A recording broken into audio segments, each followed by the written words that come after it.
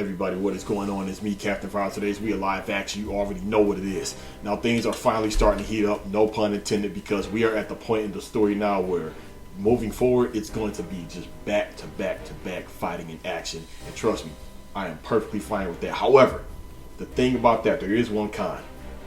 To me, let me know down below if you feel the same way. It makes it feel like the episode just goes by like that. I mean, but it's also a mixture of the anticipation. You know, time flies when you're enjoying yourself or doing something that you really like or watching something like Bleach. And I don't know, it just felt like out of nowhere it was over. I'm like, what? It was that fast? So I started thinking back to when this was fresh in the manga and how I was just so disappointed. Like, damn. I mean, I was pleased, you know, because yes, it was a new Bleach chapter. We're getting fights. Fights move the story forward. However, fights also make the chapter go by very fast. I mean, chapters are what, 19 to 22 pages at best, and we have to wait a whole nother week. And I remember reading a long time ago, I will never forget this, that someone said Bleach is better in bulk. Some of you would agree, and also some of you feel like that with other series. This individual, he said he would wait a whole month before he would just read Bleach again. That way, you know, there's 4 weeks in a month, he could just read 4 chapters back to back to back to back and get that fulfillment. So some people may do this with the Bleach series, but I don't know, after waiting over 10 years, nah, I need the Bleach ASAP when it drops. So with this episode, of course, I loved it. They did a fantastic job. They captured the moment, the feeling. I wasn't disappointed.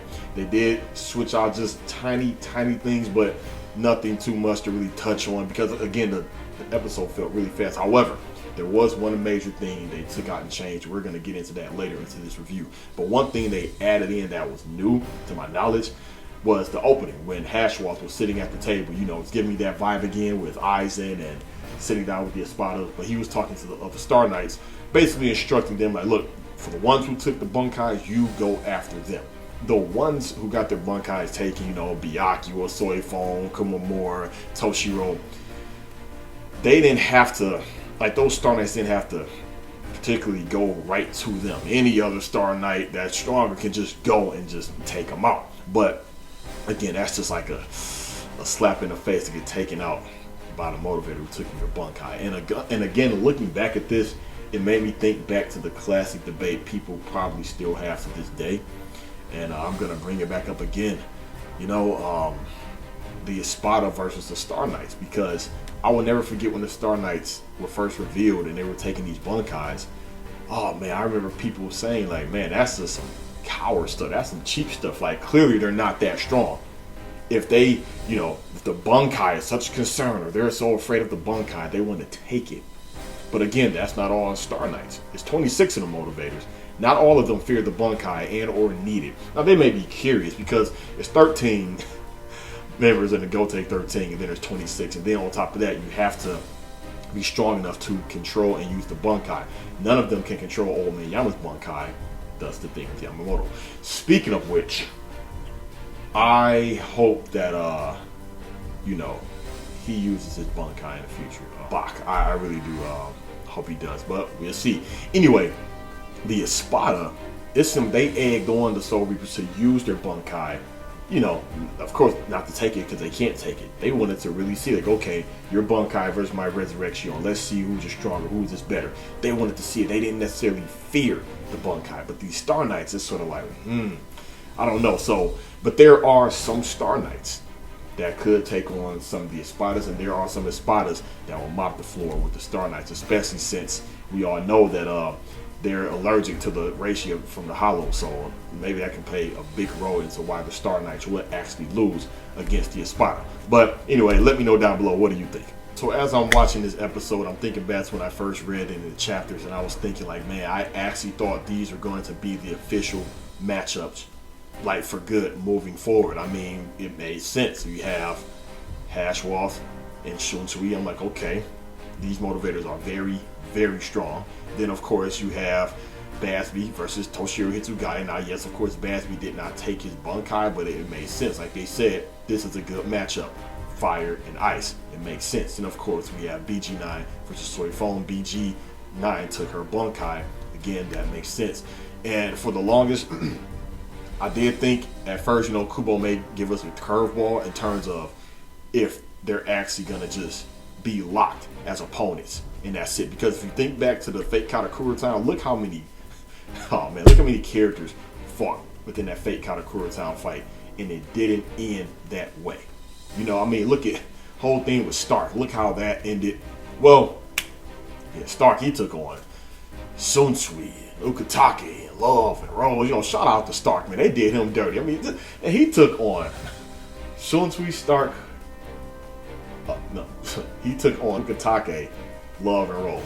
But anyway, same thing if you look at how it all started out with, you know, Soi Fon and Baragon, and we see who took out Baragon. It was Hachi. I mean, I wasn't expecting that. So, oh yeah, and shout out to Hachi. Just think about it. Think about it. If Hachi wouldn't have showed up, it would have been a wrap. Now, maybe Old Man Yama could have took out Baragon, but still, you know, if let's take Old Man Yama out of the equation, yeah, Baragon, he just would have shut all that down. That's just my opinion. And of course, let's not forget Asuka, Naklevar, and Mayuri. Now, I will say it again. Now, yes, Mayuri, he's one of my favorite characters in terms of the curiosity level of his fights. Like, he's one of those characters, when it's time for him to fight, I'm never sitting there like, all right, it's about to be some typical, you know, make a crater, charging up, big energy blast. No, he has that real, I'm prepared for this. I'm smart. Let me do this. Experiment to that types of fighting. And I love it. Mayuri, to me, he is, if not the most in the top, you got to put him in the top 3 of your most interesting fights, because they're so different. They're so just done just like in a way where it's not the typical, where it seemed like it was the perfect matchup in Hueco Mundo when you had Byakuya versus Amari and Naruto versus Kenpachi.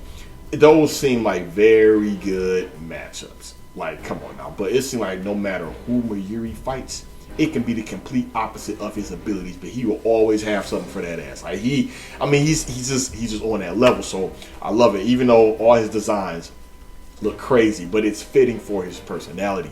And I do like the fact that he had on that suit, just glaring out all that light, and I love the visuals of that. Again, this whole episode, everything looked good. When I'm thinking of the certain elements of certain characters, I'm automatically thinking about the contrast and lighting and the shadows, everything, because of course we're in a new age where quality of animation and lighting should be top notch and top tier. Especially when you're reading stuff in the manga, you're thinking like, damn, imagine this animated, and you're hoping certain scenes and moments, or you know, panels, are going to look like movie quality, or they get it spot on. So, and I did show that part in the trailer at one point when he had on the suit, but again, it was done perfectly. The angles, everything. You know, this episode was almost shot for shot. And again, I'm perfectly fine with that. And one of my favorite parts, I will never forget this, is when asking Naklevar. He said, no. I know I'm talking about this out of order because, no, this isn't what the first thing that happened in the series, but I'm going to still go over all the fights and what I liked about it. So I do like the fact that asking Naklevar, he knew it. Like, nah, you're going to be trouble. This won't be a quick fight. And that says a lot. You know, it's like, that's how you know asking Naklevar. He's not cocky. He's humble and he's smart with it. He has a deadly ability.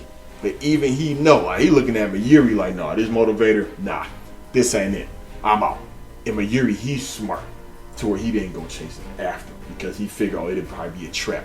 That's one of the reasons I love Mayuri. So again, you know, shout out to Mayuri, and I love all his fights. So real quick, maybe I'm missing something. Maybe my elites can help me out. So when Bach was talking to Uryu, and maybe I probably brought this up at some point later in my older reviews, but how he said the Quincy's, when we lost, you know, to the Soul Reapers, we had to flee the Soul Society. And, you know, manipulate the race, you hide in the shadows, thus we have to train for 1,000 years, all that kind of stuff. You know, for 1,000 years. So, last time I checked, when they showed that flashback of the original Gotei 13, that was in Soul Society, wasn't it? That was in the Serite. If it wasn't, so they went to Earth, they brought the battle to Bach and the Quincy's to Earth, but I swear that was in Soul Society. So what happened? So they had the fight in Soul Society. Then they retreated to the world of the living. And then the Soul Reapers come to the world of the living, and and take them out, and that's when it's like, okay, well, we have nowhere to go. I mean, and then if you look at the timelines, the age, 1,000 years, I do remember that panel. They showed the flashback of Bach, and he basically said, I've conquered this world. I've conquered all the lands. Now let's go and conquer Soul Society. I mean, it's a lot of, gaps to be filled in. Again, maybe I'm tripping. And also in some translations, it says, a Star Knights we lost. He's not just saying just the Quincy's, so the Star Knights. So I remember at one point I used to think like, wait, so he already had all these Star Knights, all 26, not counting him, so that'd be 25. So yeah, all the Sternritters, the Star Knights, whatever you want to call them, and they fought them before and lost. So, it's like, do all of these Star Knights remember Old Man Yama as well? That's my whole thing. But I'm like, nah, again, because not all the Star Knights became Star Knights at the same time. That's the thing that used to throw me off about it. But I'm pretty sure now with the anime, they're filling in more, giving us more information, especially when Uryu found the old book from his grandfather. We got more information regarding the whole Quincy War. Ooh, okay, on to Bazz-B and Toshiro. I loved it. I mean, I loved, man, every flame that Bazz-B threw, from the burner finger 1, burner finger 2, just the burner stump. I loved it. I loved it. Just the visuals about it. It looked too smooth. And again, the ice, the way that looked with Toshiro's, Shikai. And I really appreciate the quality in this, because I do remember how his ice looked in the previous Bleach episodes. I mean, the previous, like, the old, minor 10 years ago. So it did look good, but this one, it looks a lot better. And I'm also surprised they kept this little bit of silliness in it that's when Toshiro basically needed help from Rangiku, and she had that look, that smile, that smirk, basically saying, oh, it's so cute, you're relying on me for help, things like that. But one thing I do love about the Bleach series is how you can actually do team attacks with certain abilities. Maybe not all, but just a lot. Even if you can't combine both elements, you can do smart strategies to piggyback off one another. Like, for example, when we had Byakuya and Renji fighting Asnot, Renji uses Shikai Zabumaru to wrap around Asnot. He couldn't move. Byakuya used Zenbon Sakura, bam. He was just, all the petals went all over his head. If it wasn't for that blue vein, oh man, he would have been done. But I like that strategy. So we see that same thing with Toshiro and Rangiku. And Rangiku, while I don't care for her at all, I mean, I swear, if Kubo wrote her off, I wouldn't care at all. I'm sorry, but her Shikai though is very deadly when you think about it. That Heineko, that is, man, just imagine that getting in the corners of your eyes, down your throat, up your nose, everything. Same thing with Byakuya and it's Zenbon Sakura. I mean, it's just like a blender of tiny blades shredding you. It's very deadly.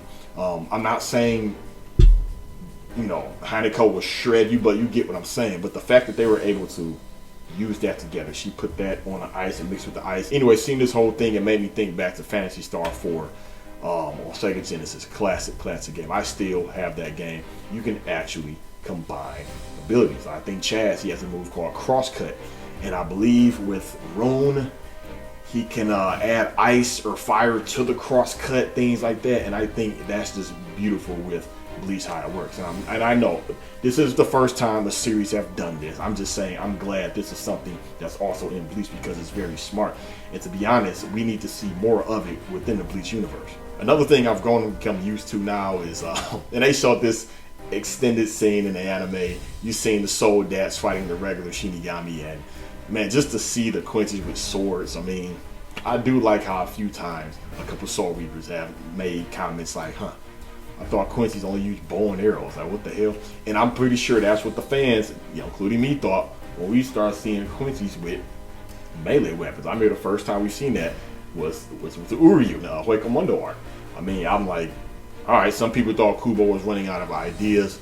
I mean, but if they can manipulate Reishi, I guess why not, use a melee weapon? You would think, if my enemy is heavily melee, if I'm fighting these grunts who can't even activate a Shikai, who could probably barely do a Shumpo, who could probably barely do an effective Kido, I'm going to use a lot of bow and arrow dash, just me. But we see him clashing, and I did notice that extra scene. Now, in terms of shot for shot, Me personally, in the manga, I liked how it looked a little bit better when Bazz-B got pierced by that blade of ice that Toshiro threw at him. I did like that, especially once, you know, he thought he defeated him, but, you know, on this side of his face, you see just the ice melting, the shadow of it. I liked how that looked a little bit better in the manga. But I mean, again, I'm not nitpicking. It's just something I noticed, like, no, I liked it better in the manga. But that's to be expected with any and all animes. I mean, there's gonna be angles or moments or facial expressions that the actual mangaka, he just did a lot better. They did their best to capture, but they just didn't hit the mark. But it's cool because it's nothing that takes away from it. It's just something that you know is, especially depending on your level of fandom of the series or how much you've read that chapter or that part over and over and over and over. I remember I started out with the Bleach anime, then I went back and started reading the manga, and then I just stayed with the manga ever since. Then once I caught up with the manga, I just went back and started watching the anime, and then I started noticing those type of things. In my opinion, the very first time Ichigo fought Grimmjow, to me that was better than the manga in my opinion. But let me know down below if you feel the same way with a lot of series, including Bleach. However, what I do like better in the anime was the effect on Bazz-B's glove, the burner finger. I mean, yes, you can see the little ridges, the grips, the arrows on his glove in the manga. You can't see that, but I do like the fact of how it looked, the angle. You see the tip of his finger was like a little bit enlarged because it was up into the camera and it was just heating up. I like that effect because those are the little things I didn't think about reading the manga. I mean, the manga's in black and white, of course, but I'm like, that's the extra nice detail I do like. And to be honest, when I first read this part in the manga, I didn't think Toshiro was going to make it out alive. And I guess that's what was keeping me on the edge of my seat. Like, how's he going to come out of this? No Bunkai. It seems like, you know, the ice is just constantly melting. It's nothing that he can do.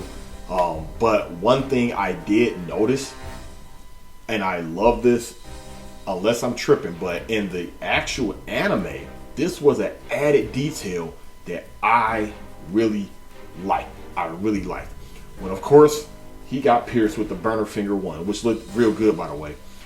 I did notice that when he was running from Bazz-B, he actually used the ice to fill in the hole. You see it in the front and you see it in the back. I like that. See, those are the extra details I noticed and I caught and I like, and I want them to continue to do that because I thought that was cool, that was sweet, and it makes sense, and it was believable, and you know, it was smart. So that I do appreciate. And of course, the burner finger too. You know, in the manga, it seemed like, I don't know why, I feel like I just thought he went like that first time I read it, and then it just went down on Toshiro, but it seemed like it went forward at him, and, you know, and just, you know, took him out. But again, I actually thought he was going to die by Bazz-B. Then, of course, we got Kangdu, whatever you want to call him. I actually had a lot of high hopes for him. I mean, I hope they extend more about him. We all know it's going to come up with his outcome, unfortunately, but I hope they extend on that because, man, he was pretty cool, man. Even with him not having, you know, Mayuri, he was a pretty cool character to me. Calm, cool, collected, serious. And I really like the fight because Toshiro, he's one of my favorite characters. He's young. He's like the youngest captain. He's the youngest one to achieve Bunkai, to my knowledge. You know, he's serious, dedicated. I remember Shunsui told Stark, in 100 years, he could be stronger than him. You know, Toshiro, he's no joke. I mean, even though I'm talking like as a character, but if you look at the battles he's won over the series, like the opponents he's killed, I don't know, but he gets a slight pass because he's not fully developed. So that's the only pass he gets. Now, real quick with Hashwolf and Shunsui, I love how Shunsui, he just keeps his cool, his calm. Same thing with Hashwolf. I do like it. You can just feel just the intensity. Like they were just ready at any second. And again, that's one of the things, I'm not gonna say concerned, but I'm expecting. So far, it's been perfect. Back to back to back. Every episode, they capture the mood and the moment. Sometimes they do it even better. But that's when you nail it on the head, especially the right music at the right time. Especially taking it back to the Rangiku, Toshiro, and Bazz-B fight.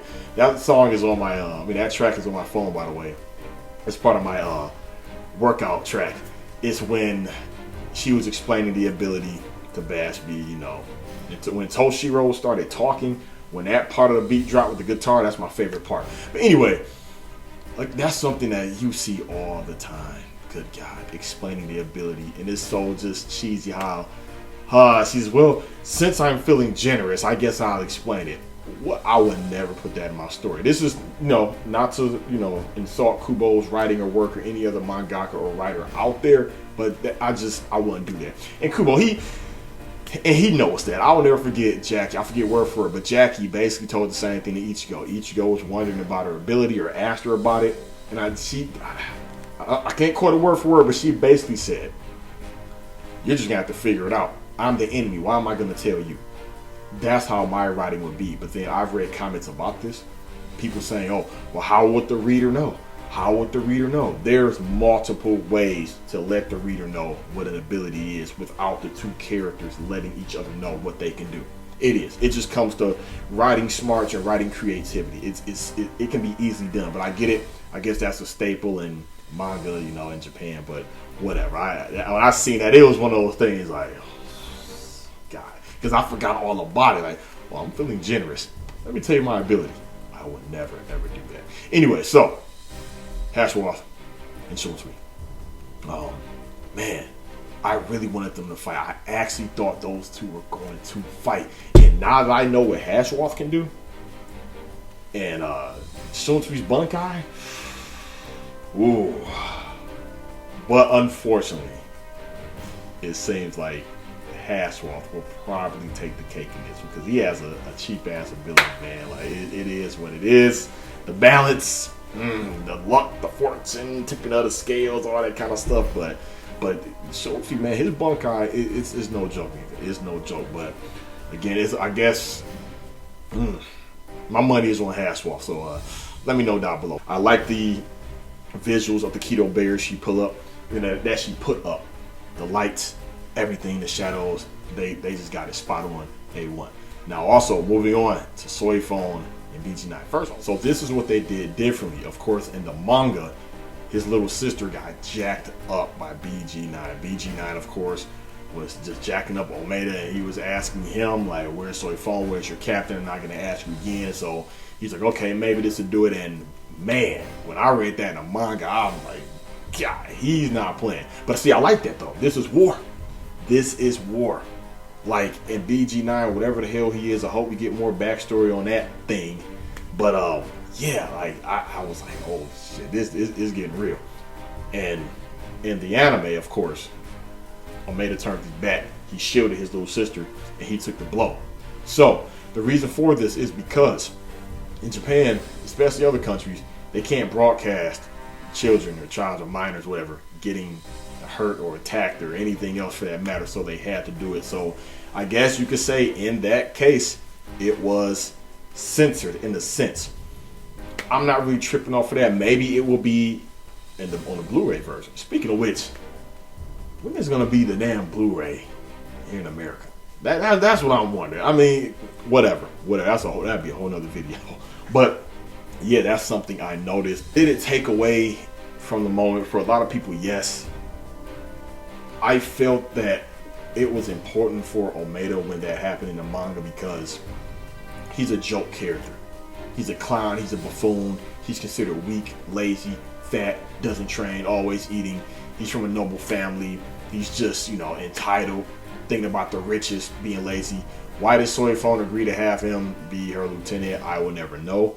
But if you look at all the battles he fought, nothing like this drove him to really, really go all out. It's like all that fear went out the window. Because, of course, I'll never forget he went to take on Ichigo. Ichigo, he actually punched through Omeda Shikai, shattered it.